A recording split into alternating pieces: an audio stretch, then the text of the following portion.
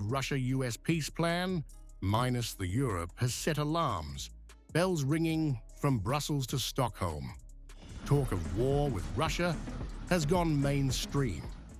Western intelligence agencies and defense chiefs are warning of a looming confrontation, but the panic is entirely one-sided, as Russia remains silent, steady, and fully prepared. In one of the most alarming statements yet, Swedish Chief of Defense General Michael Claesson told Politico that Russia is prepared to take enormous strategic risks to test NATO, even Article 5.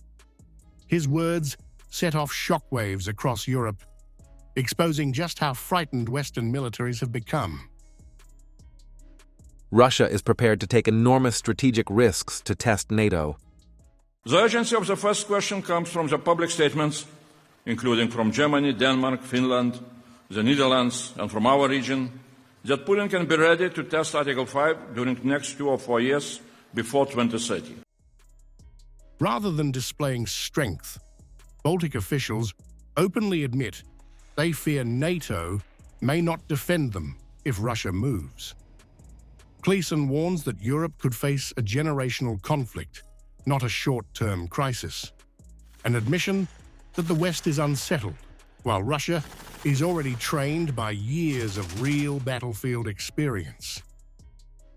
The collective West is in a systemic conflict with Russia that will take a generation to solve. If Russia wins, a scenario by Carlo Massala, the well-known German analyst, who is also a professor in Bundeswehr University, presents a threatening scenario when NATO fails to agree on how to react when Narva is occupied. I don't want to elaborate on Carlo Massala's scenario, but defending the Baltics means to be ready for different scenarios. Hybrid attack claims, GPS interference, drones, border incidents, every event is now seen in Europe as a sign of Russian escalation. But to analysts, it reflects something else.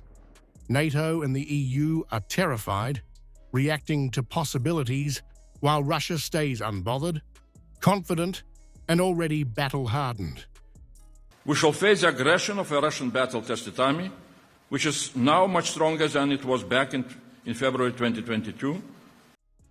Kubilius goes further, saying Ukraine's integration into the EU is not just for Kyiv, but for Europe's own safety. Europe cannot defend itself without Ukraine, he admits, a stunning revelation of weakness that Russia never bothered to conceal in itself.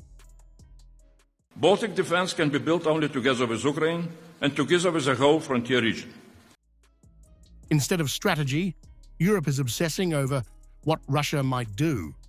Germany warns of war by 2028, Lithuania warns of minutes from big casualties, and Claesson claims polarized Western politics have become a candy shop for Russia.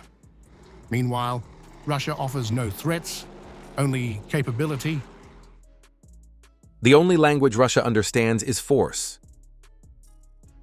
Day X has now become a Western fear narrative, not a Russian one. The louder NATO talks, the clearer the divide becomes. Europe anticipates war for a generation, while Russia, already prepared, remains calm, silent, and ready to face anyone.